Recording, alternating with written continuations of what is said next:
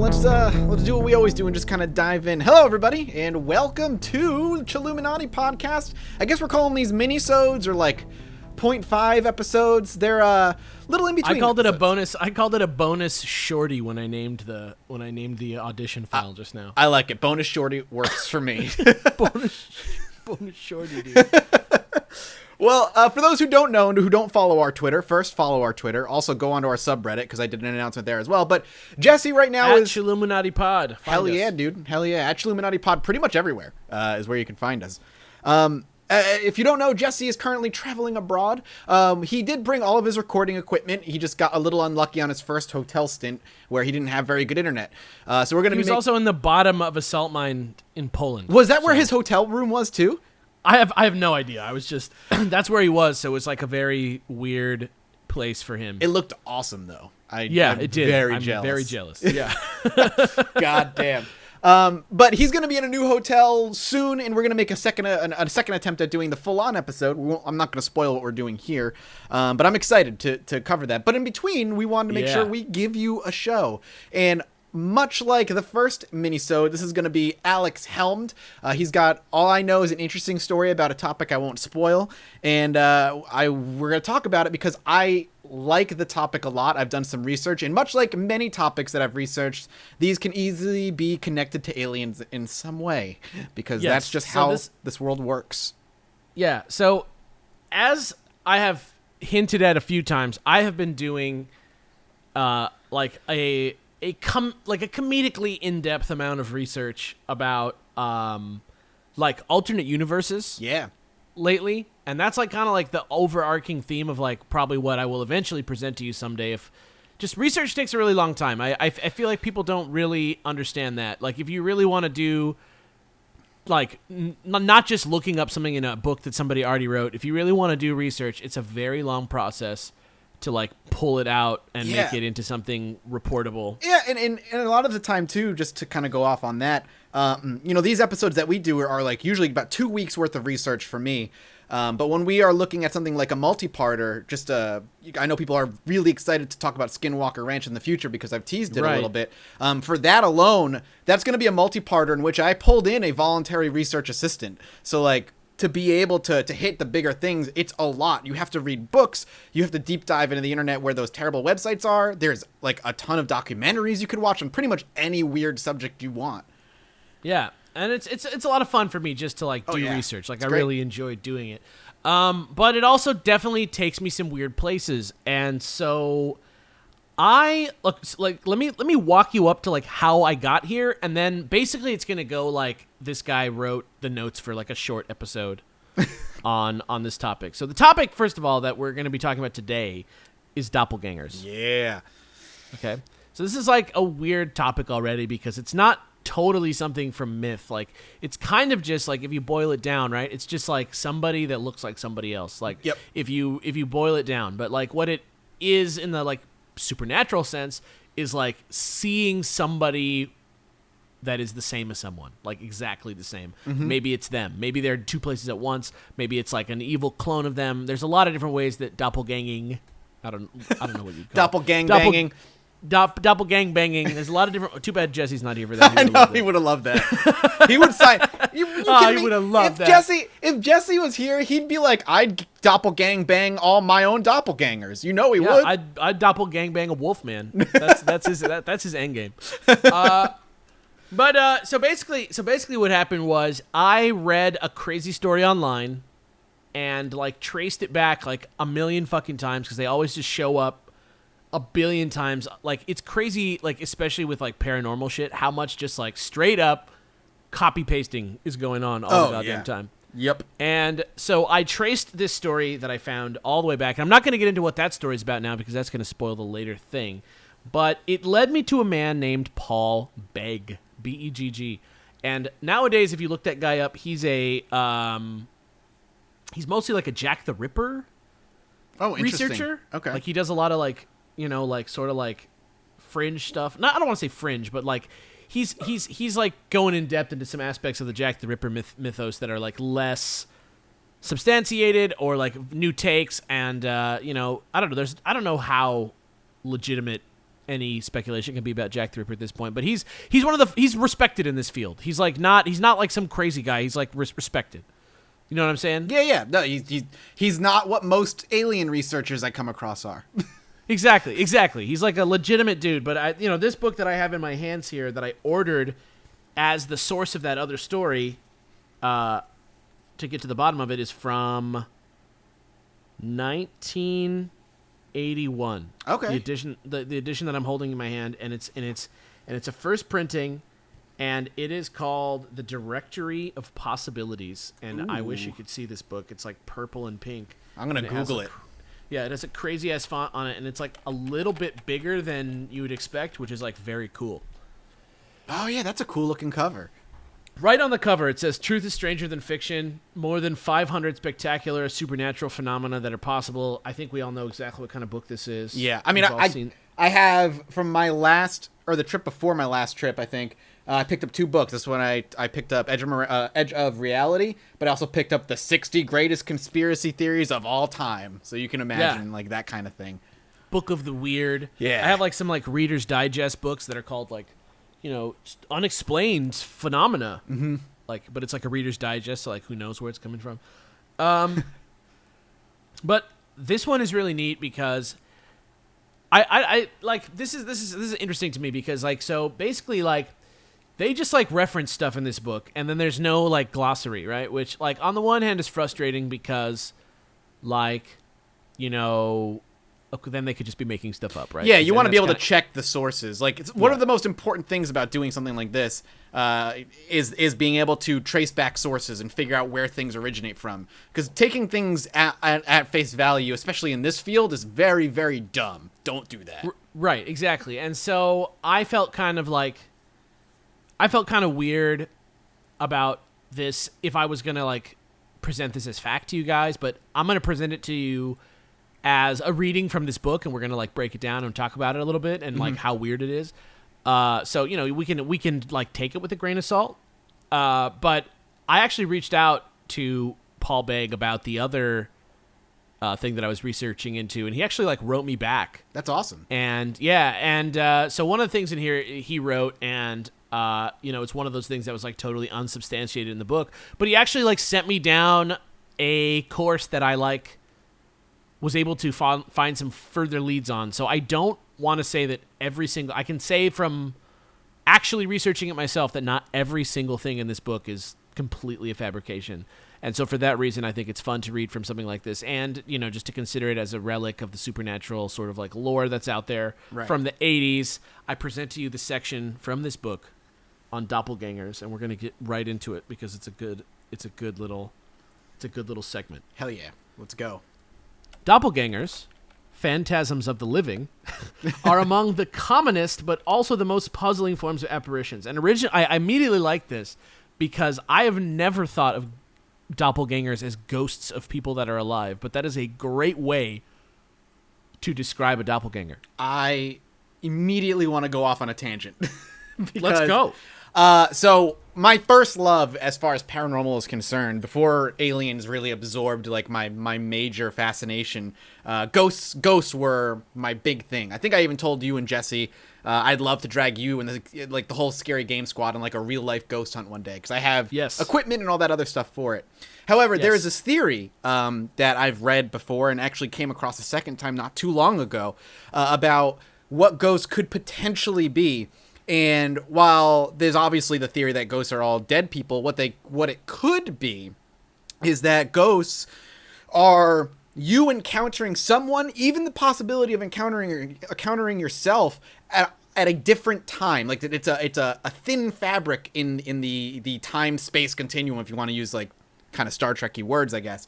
Sure. In that as an example, there's a ghost hunter that I follow still to this day who said at one point during his team was encountering EVPs, and obviously you don't hear what an EVP is. Electronic voice phenomenon. It's a voice that you can only catch playing back on you when you on a tape recorder or whatever you recorded on.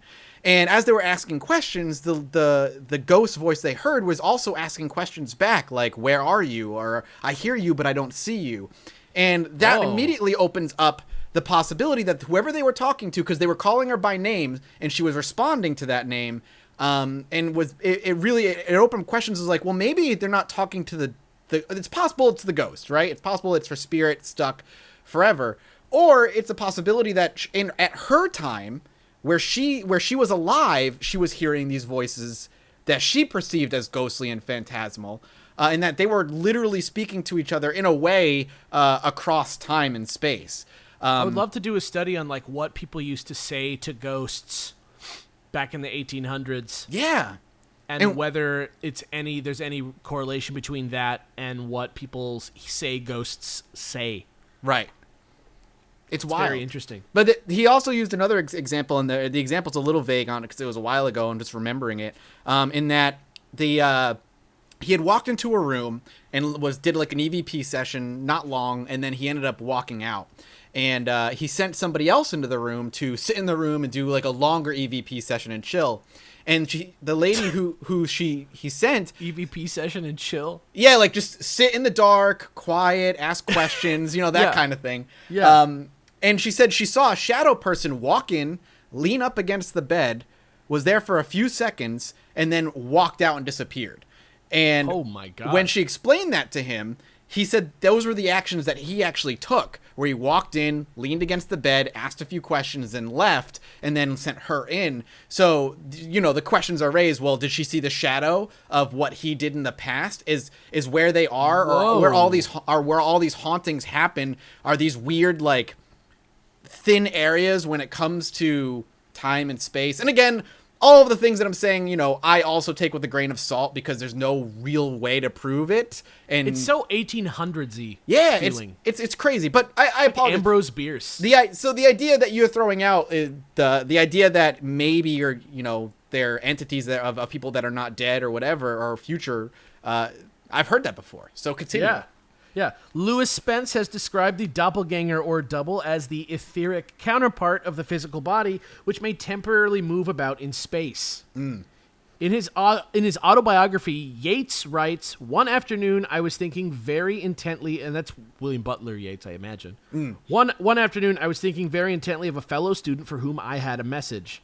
In a couple of days I got a letter from a place some hundreds of miles away where the student was. On the afternoon when I had been thinking so intently, I had suddenly appeared there amid a crowd of people in a hotel and seeming as solid as if in the flesh. My fellow student had seen me, but no one else, and had asked me to come again when the people had gone. I had vanished, but had come again in the middle of the night and given him the message. I myself had no knowledge of either apparition. Damn. Yeah. That's cool. Yeah. So this at first sounds as if Yeats' desire to pass on the message could have produced telepathic contact with the student, but since he returned on request to deliver the message, this seems unlikely. The doppelganger behaved like a person with a will of his own, and this raises one of the oddest problems encountered in such cases. It seems as if the double is quite unconnected with the conscious ego. It may even cause it distress and embarrassment. That's interesting. Have you ever heard, oh God, what's the word? Where you can physically or psychically rather manifest like a separate personality. It begins with a T, I feel like. A tulpa? Tulpa? Have you heard of tulpas before? I think that's actually right, yeah. Yeah, tulpa is, here it is. Tulpa is a concept in mysticism in the paranormal of a being or object which is created through spiritual and mental powers. It was adapted by 20th century theosophists from Tibetan Sprupha, which means emanation or manifestation. The idea of you creating a separate personality or separate being that exists purely psychically. Like it emanates from your own mind, though? Yeah. Like it's a separate consciousness? Yeah, there's a lot involved in it, and to be honest, it's been a while since I've really dove into the tulpas. Sure. But if you look up, it seems, I'll give you a quick explanation on the wiki page of what a tulpa is. Tulpas are seemingly sentient, autonomous mental companions subjectively experienced by the psychonaut, which I love that term just because of the game, as a separate being with their own agency, emotions, preferences, thoughts, and character. They can be likened to a separate mental consciousness existing alongside the psychonaut. Now, when they say psychonaut, they're talking about the person who created the tulpa. Yeah, like the person who's going on this psychic endeavor. Yeah, more or less, yeah. Tulpas can be considered as a type of autonomous entity distinguished by their persistence in continuity over time. This is opposed to hallucinogen-induced autonomous entities, which only persist throughout the substance's duration or action, or dream characters that cease to exist upon waking. Basically, that's things like produced by conscious effort, basically. Yeah, basically, like hallucinogens are basically things that are generated by drugs or dreams, more or less.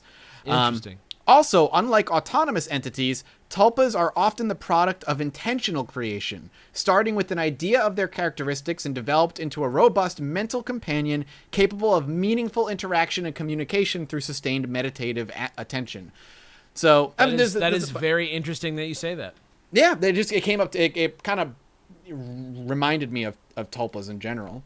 Probably not the same, but maybe in the same similar family if we were to believe that this actually happened. Is it more like a spell or is it more like a mental phenomenon? It's more of a mental thing. It's more you're inducing meditation, and over the course of many meditations and with very clear goals in mind, you're literally trying to create the second entity that is either like controlled via your subconscious because you're not directly controlling it, or it's something a little bit more paranormal than we like to admit. We don't know.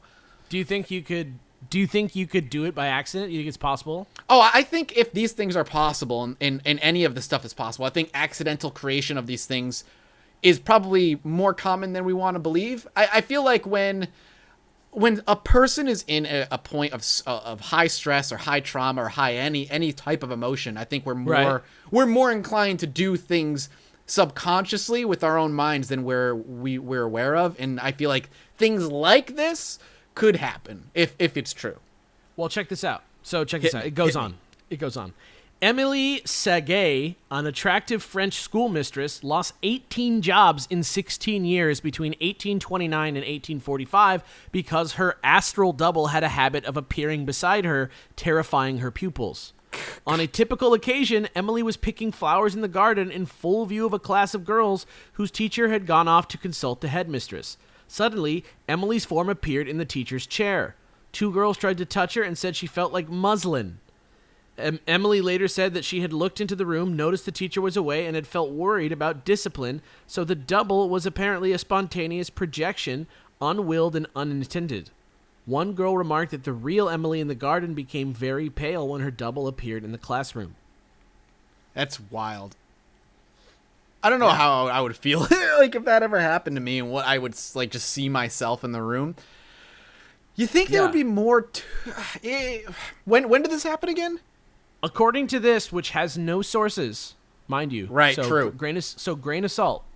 It occurred between 1829 and 1845 in France. So sometime in the late 1800s, which is really hard to get sources from other than word of mouth at that point. Anyway. Yeah. I mean, that's pretty much what every source is when it comes down to it, right? Yeah, of course. Unless there's cameras that exist. Yeah, of course. I mean, doppelgangers are fascinating in general to me. They've been referenced and around since back in like the Shakespearean days, if you think about it. I wish I could track paranormal activity and see if it lines up with like fashion trends. Yeah, that'd be interesting. Like even thinking back and doing just general research while you're talking about it, and like how far back do doppelgangers go as far as stories are concerned. I mean, Edgar Allan Poe was writing about them, but that was later on anyway. If you look even further back, like the mythology of Narcissus, of him falling in love with himself and his own reflection and stuff, is kind of an early the same thing, yeah, alluding to something similar. It's cool because doppelgangers for me, I've always kind of likened doppelgangers to paranormal, where maybe some spirits or ghosts or not so nice spirits are usually tormenting the person that they're trying to pretend to be. Right. Like they're like fucking with them like when nobody's looking and shit. Yeah, or like when someone's home alone, or they think they're not home alone and they hear their mother or see their mother walking up the stairs or calling their name, and when they go up there, the mother's not home at all and she hasn't been home for like 2 hours. Like that kind of, there's a lot of those stories out there that are terrifying. Luckily, I've never had any kind of encounter with those, but doppelgangers in general never seem like they're there to be good. Almost always. They almost are always there to cause problems. Problems, or like they're just scary. It's never like a doppelganger came to me and like saved me. Yeah, no, my doppelganger never showed up and gave me a sweet high five and said, "You look good today," and then left. Right. Even like in time travel, it's like not usually a good reason you see him. Yeah, no, it's almost always bad, or they can represent bad omens a lot of the time too. I find doppelgangers an interesting subject, and they kind of touch every corner of paranormal research as well. Yeah, Ghosts, they're like almost on the border of like generic Western fairy tale. Yeah, I mean, if you think about it, even mythology when it comes to fae and the fairies and stuff that are in legend and even in that eat their way into tabletop role-playing systems, if you want to go that crazy, the idea of like fae kidnapping somebody and then replacing them with a doppelganger, somebody that looks acts exactly like the person that they've kidnapped, but they're made of inanimate materials that are magically made to look like they're who was kidnapped. Yeah. Which is also horrifying. Yeah, the other thing that's weird is the idea that like it could be a part of you that like breaks off from you. Almost like a psychic piece of your brain, like manifesting itself. That like also decides it wants to be alive or something, kind of thing. I don't know. But then then you have the question, of course, and we can't answer it. But the question of like, if that's the case, how are they making themselves able to be seen by anyone other than you? Exactly, and that's the thing that's like kind of screwed up about it, and it makes you think about like what your own physical presence actually is. Right. But I mean, of course, this is in the realm of like almost like literary pseudoscience at this point. Like we're like almost talking about like Charles Dickens or something. It's like really weird. Of course. But for this next bit, you need to know about the fact that what the Glastonbury scripts are. And only in the sense that you need to know that they're automatic writing, which means that it's writing somebody did that is not purported to have been by their own hand, but rather channeled through their hand. Which is always a little suspect in my mind, because it's hard to be. You can't prove it. You can't be like, well, he definitely was using his own mind. You don't know. Right.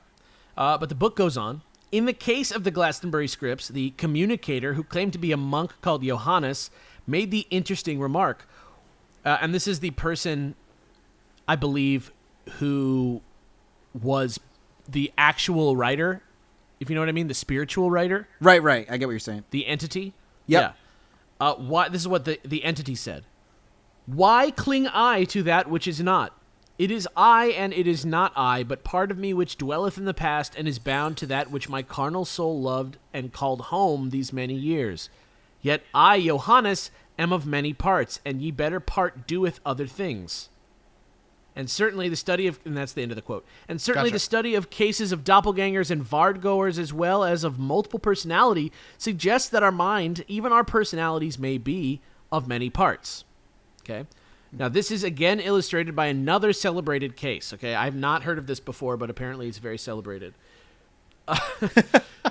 S.G. Soul. His name is spelled like Cole, but it sounds like Soul. S.G. Soul had been at school with a boy named Gordon Davis. In 1920, he heard that Davis had been killed in the war. In 1921, Soul was at a seance at which his brother Frank, also killed in the war, was apparently communicating. His brother Frank then introduced Davis, who gave many factual details about himself. Davis returned at a later seance and spoke about the house he used to live in. He explained that it was not in a street, more like half a street, and that there was something like a veranda in front of the house. The name of the street, he said, contained ES, like S. Okay. He described the interior of the house in some detail, including a mirror, pictures, and 2 funny brass candlesticks. Okay. In due course, Soul located the house in Eastern Esplanade, 2 S's. Okay. South End. An esplanade facing the sea could be described as half a street because there's only houses on one side. There was a bus shelter opposite the house. The description of the inside proved to be remarkably accurate, but Davis was still alive and living there, and he had no knowledge whatever of his appearance at the seances. Wait, so his friend didn't die? He didn't know. It was a guy that he went to school with that he heard had been killed. So he never really knew him in life, but he heard that he had been killed in the war. And then his brother, the ghost of his dead brother, who he knew died in the war, brought this other guy to him and the guy like gave details about himself, Gotcha. and then they found the house based off the details that the ghost gave him, and when they got there, they found the guy still living there. And I'm assuming he had no idea what they were talking about. Exactly. And Aldous Huxley apparently used a similar situation in his play called The World of Light. I don't know. That's just an example of it being like unconscious, and maybe like somehow like maybe ghosts aren't necessarily only of dead people. Like maybe we're just looking for the dead people because like, you know, we miss them and stuff. Like maybe there's something to the nature of ghosts that, you know, we don't know about that makes it possible for them to be, we probably made also by living people. Tie the idea of ghosts to the dead due to just a lot of mythology and religion of the idea of like once you die, your spirit goes on and does its own thing and goes to heaven or hell or whatever it is you believe in. So the idea of tying the dead, you know, to ghosts and stuff, I feel like was probably ingrained in us a really, really long time ago. But you know, there's that other theory that, you know, ghosts aren't necessarily just the dead. When you die, you're conscious. There's that other dimension or realm of being, that other, what do you call it? You elevate to a higher plane of existence. You still continue to exist, but you no longer have your physical body, and there are already aspects of you that exist in that particular dimension that you can maybe contact through seance or whatever other alternatives you may have. And that when you die, that's the only part of you that's left, is this part of you that exists on this other. I don't want to say that's sort of like the basic understanding that we all have without getting too like religious about it, right? Yeah, exactly. So I firmly believe that if ghosts exist, it would not surprise me at all if there was other living people that are able to project themselves unconsciously or whatever to this ghostly manner to make contact, I guess. Yeah, but it also, the book also says, though, that it does seem possible for people to project themselves consciously. Okay. Astral projection. Yeah, a well-known case cited by Myers in a book that he wrote called Human Personality and Its Survival of Bodily Death, a pretty perfect subject for a book. Right? I have not looked up whether or not that book exists, so go crazy, Internet. Concerned a young man named S.H. Beard, who told his fiancée, L.S. Verity, that he would attempt to project himself to her house. He made a powerful effort of concentration and was seen not only by Verity, but by her 11-year-old sister. And similarly, John Cowper Powys, I'm not even going to tell you how to spell that. Well, actually, I will, because you might want to look it up. John is spelled like John. Cowper is spelled Cowper, Cowper, and his last name, Powys, is spelled Powy's. Damn. Powys. Okay. Powys. Similarly, John Cowper Powys projected himself into the sitting room of his friend Theodore Dreiser. Powys had dined with Dreiser in his New York apartment and left hurriedly to catch his train back to a town on the Hudson. As he left, he told Dreiser that he would appear to him later. Dreiser assumed he was joking, but 2 hours later, Dreiser looked up from his book to see Powys standing in the doorway. Dreiser stood up, saying, "Well, you've kept your word. Now tell me how you did it." And as he moved toward his friend, Powys vanished. He immediately rang Powys at home, but Powys refused then or later to say how he quote-unquote did it. So perhaps there's a totally... I mean, obviously, let's just go into this episode assuming that none of these stories are true and that everything that I've been reading I like to believe Powys told these people he was going to appear to give himself an excuse to creep on them. Yeah. Like, I don't, like, that's the only thing I can think, like, otherwise, you know, like, I'm just saying, like, assuming this is all fake, right? Let's look at the evidence here and let's say, you know, if he can do it in this cheeky-ass way, that there's probably not a spiritual angle to at least one way of doing this, you know, on purpose. Right. Like, you could maybe there's a trick to this, possibly. Yeah, I mean, if he's doing it in some way and he's doing it kind of like a parlor trick or an illusion of some sort, dude's a good magician, if it happened. The idea, when you said he just appeared in front of the 11-year-old sister, I was like, oh, creepy. All right, let's not do that, okay? It's weird. It's weird to think about, but, like, could I do it? Like, how, is it possible, like, I always think about that. Like, is it possible that humans can do this if they believe in themselves, but we're just, like, so cynical that we know it's impossible? Yeah, I don't know. That's an interesting way to think about it too. That we've convinced ourselves so thoroughly that it's impossible, that our brains are now shut off from the possibility of doing it. It also feeds in the idea that children are more open and can see more weird shit than we can because they haven't been beaten down, mentally by adults saying none of this is real. Yeah. Which crazy. I find wildly interesting as well.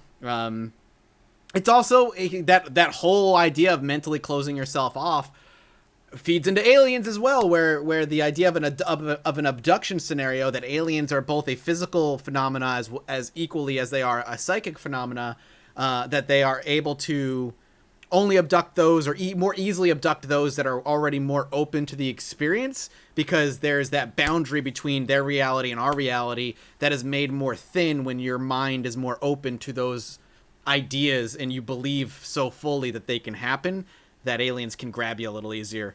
But interesting. Yeah, I don't know. Not to always keep going back to aliens, but have you ever had that? Did you ever hear about that? How aliens are an equally psychic and physical manifestation in equal parts? Yes, I've definitely read that theory on aliens, but to me, when you start talking like that and we talk about ghosts and stuff, sometimes when you go down the rabbit holes of this line of thinking, it's like this sort of pseudoscience-y sort of paranormal line of thinking, everything starts to sound like different different explanations of the same thing. Yeah, it really does. It really does. Yeah, and it's really weird, and I wonder what that thing is.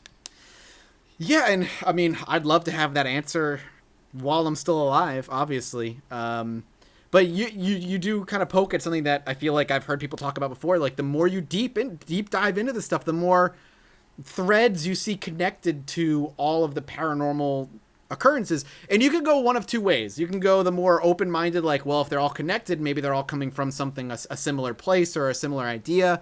And you can go down the rabbit hole of, is our reality a simulation and all that nonsense? Or you could go where Jesse would probably go and be like, well, they're all connected because everything's rooting from the same mythology that we're all drawing from. Well, everybody around the world has different mythologies. They all have a very similar root base. And Jesse would say that root is that everybody is lying and likes fame.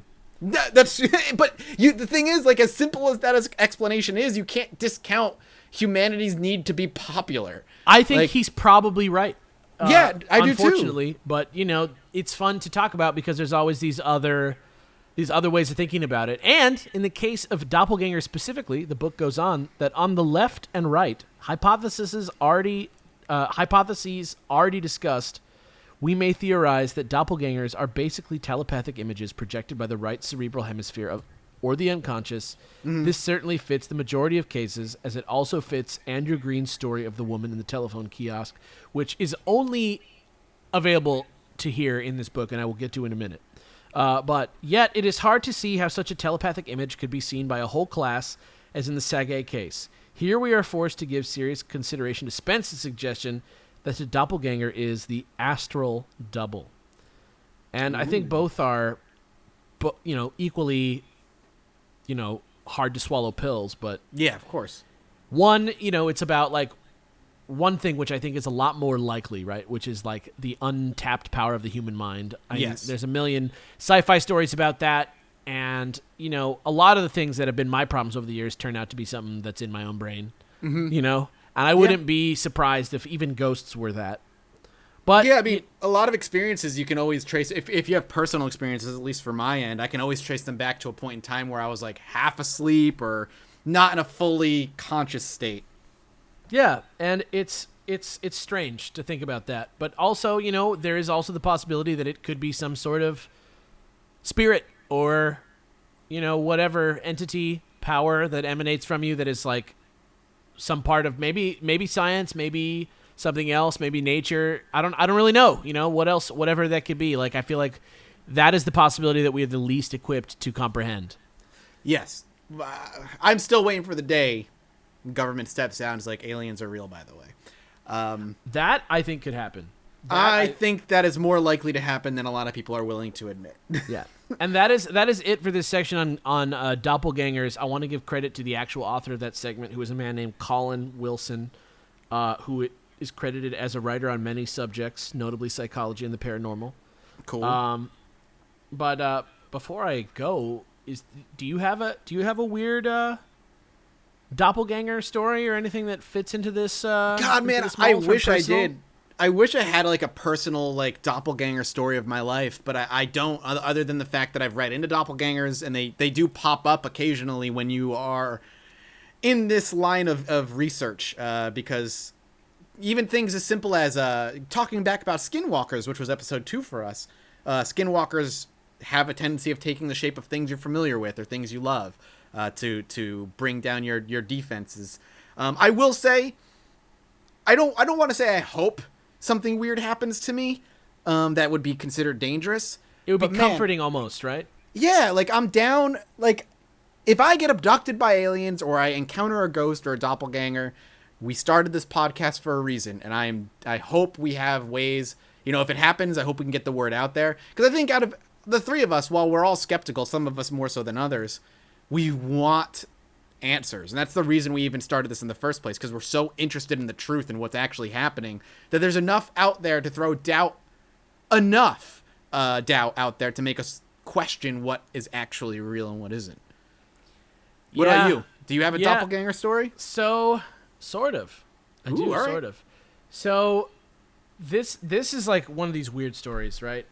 And it's like hard to verify because I'm talking about a video that I don't have anymore. Okay. Which sucks, but this really did happen to me. At least, I'm saying it did. So, if you want to believe me, you can. It was a really weird story. My brother and I kind of lived in like a what do you call it? Like a condo complex, where all the houses look the same. Yep.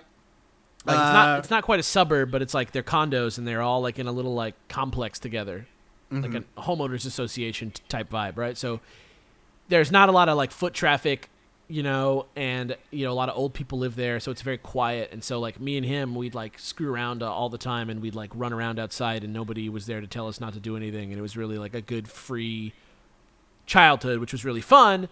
And at the time that we were young, like Jackass was a really big thing. And so we had a camera, and we'd like film ourselves doing dumb shit all the time. And one of the things that we used to do was pranks. And so we'd like do like like my brother, we'd like throw my brother in a bush, and he'd have an air horn, and I'd like go across the street from him and film the area where he was in the bush, and like film people walking by getting scared by the air horn. Right? Yeah, and all right, so I get you. Being little shits, I got you. Yeah, it's shitty that I did that, but like I did it. It was in Jackass. The movie is really funny. Nice. So basically, we saw this very old Japanese woman who lived up the street, coming down the street towards us, and we were really excited because it was like the perfect prey. She was like a very quiet old lady. We were gonna like just give her a little beep, nothing too crazy, just a little jump. I get you. Yeah, we're not trying to kill this lady. And so I was hiding in the bushes across the street because I was filming, and my brother was in the bushes like right next to her. Okay. And I filmed it, and nothing happened. And when he did the beep, like nothing happened. Like she just didn't react to it at all, and I like thought that was really funny.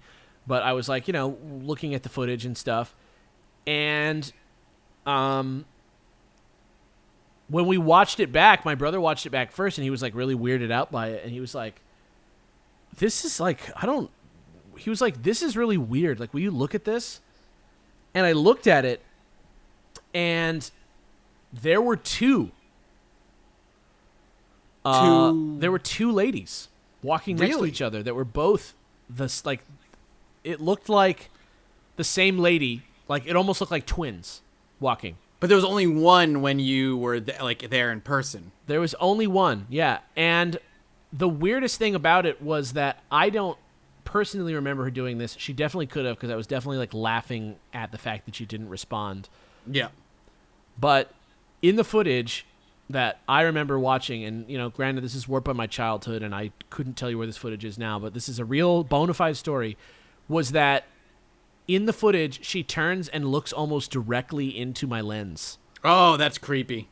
Just the one that was dressed the way that we remember, because I remember for sure, because after it happened, we ran up the street and it was just the one lady. That's so weird. Yeah. So that was actually a pretty freaky deaky little story, and I wish that I could like substantiate it in some way, but if I did, then I would be famous because I would have proved ghosts exist. That's wild. I actually, you're talking about like this idea of ghosts with stuff, and I'm actually right now trolling through my phone because a few months ago, as just a side story, and I will find it. I have the video, and I know my sister has the video if I don't. And I was out hanging out. It's right before Christmas, I think. Right. And I was out to dinner with me, my sister, my niece, and my nephew, and my dad. And we were at it was like we went out to lunch. I might have said dinner. I meant lunch. It's like noon. Dead restaurant, middle of the weekday, just chilling.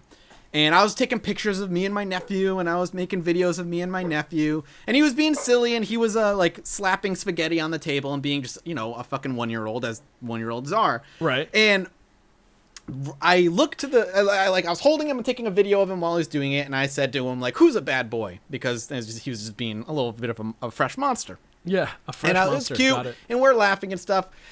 And then later on, I get home, and I play that video back, because I was talking to my sister and telling her I had a good time and stuff. And as I was playing the video, right before I say, who's a bad boy, there is a clear as shit voice that sounds like it's right next to my phone, in a voice that is not mine, that goes, who's a bad boy? And then within a moment after that, I go, who's a bad boy? To him. Yikes. And then the video continues on, and I gotta find that video. It's less than a year old, and I just remembered I have it. God, and that's awful. And I showed my sister, and I'm like, do you hear something that wasn't there? And she listened to it, and she's like, oh my God, whose voice is that? And I'm like, I don't know. And we listened to it over and over and over again, and the voice doesn't belong to myself, my sister, or my dad in any way. I would love, if you find that, please. God, I will find it. I swear to you, I'm going to find it. I either have it or she does, one or the other. I actually do have like one other weird ass story.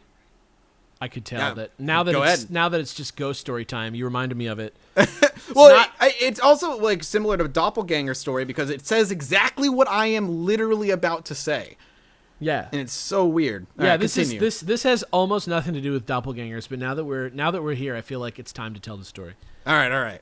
And it's a weird setup too, because it's always a weird setup when I'm telling the story. So, the dude that I was talking to was a guy that I was sat next to on a plane, and I don't know how true this is. This is just purely straight up from when I like what he said when I talked to him, and you can bleep this if you think it's going to get me in trouble or not. Okay. I did not ask this guy if I could tell the story, but this guy said that he was like low-key Snoop Dogg's weed dealer.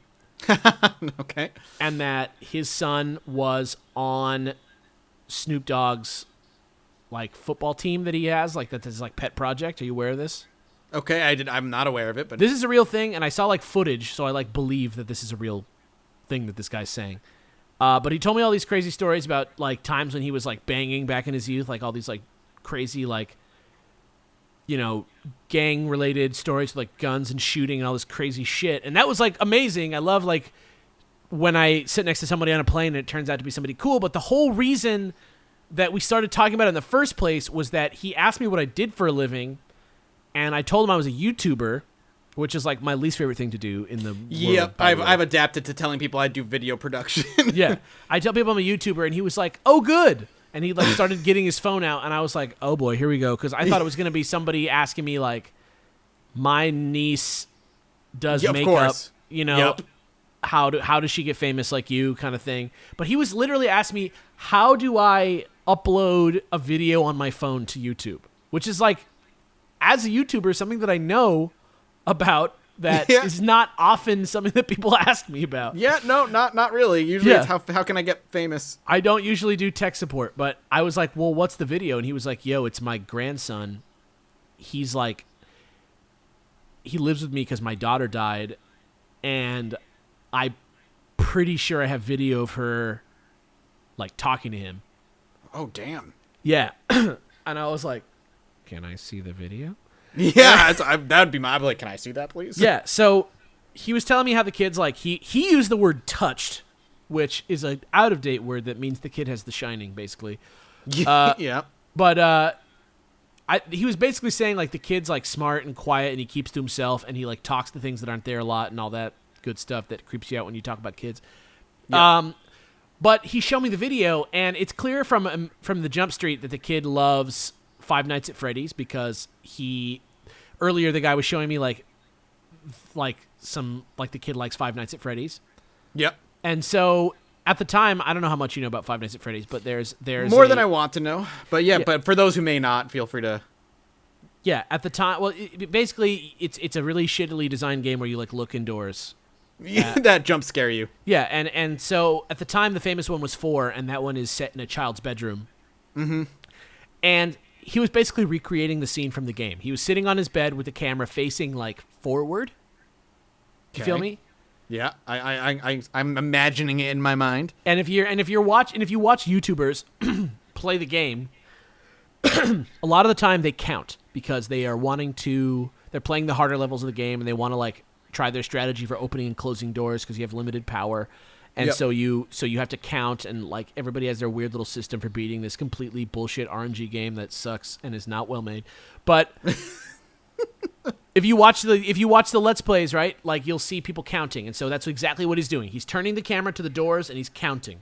He's like doing it in real life, right? Okay. He's counting from like 1 to like 25 or something in the video, and I just saw the kid doing that, and that was what the video was, and I was just like, okay, well that's extremely creepy out of context, and I thought that that's what he was talking about was just like, I knew because I watch YouTube videos that this kid was just like playing Five Nights at Freddy's.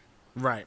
But I could see how that would creep out an adult. And so I was like, oh, I didn't want to tell him that it wasn't scary. But then I was like, did you hear it? And I was like, what? And he was like, at 13 seconds.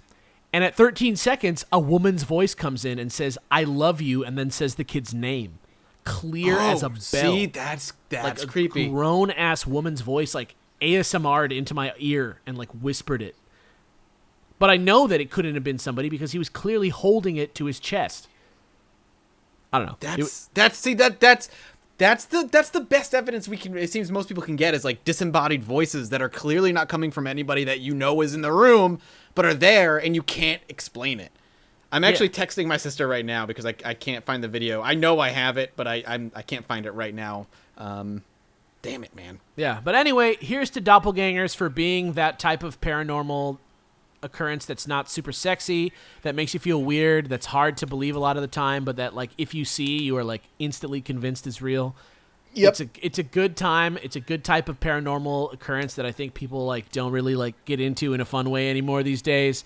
If you like this type of thing, check out like a neat old-timey horror author or like sci-fi author like Ambrose Bierce. Get in there. Don't let creepy things like this die. It's really cool stuff. That's why I shared it with you guys today. Pingo Pango. Pingo Pango Pongo. Yeah, I agree. Don't let this it makes for fascinating, really fun, creepy stories. And hopefully for the next episode, if I can get the video from my sister, I find it on my own, I'll open it up. I'll open up the next episode with Jesse there with that little recording just to get it going. And hopefully you guys can hear what I heard, and maybe you'll tell me I'm crazy, but either way. I'm already like creeped out about the idea of hearing it. I don't want to have heard it. It's clear, like it literally sounds like it's right next to the phone, and it doesn't. It's not like it's a far off, distant voice or anything. It's straight up just a voice who belongs to nobody at the table. That's so creepy.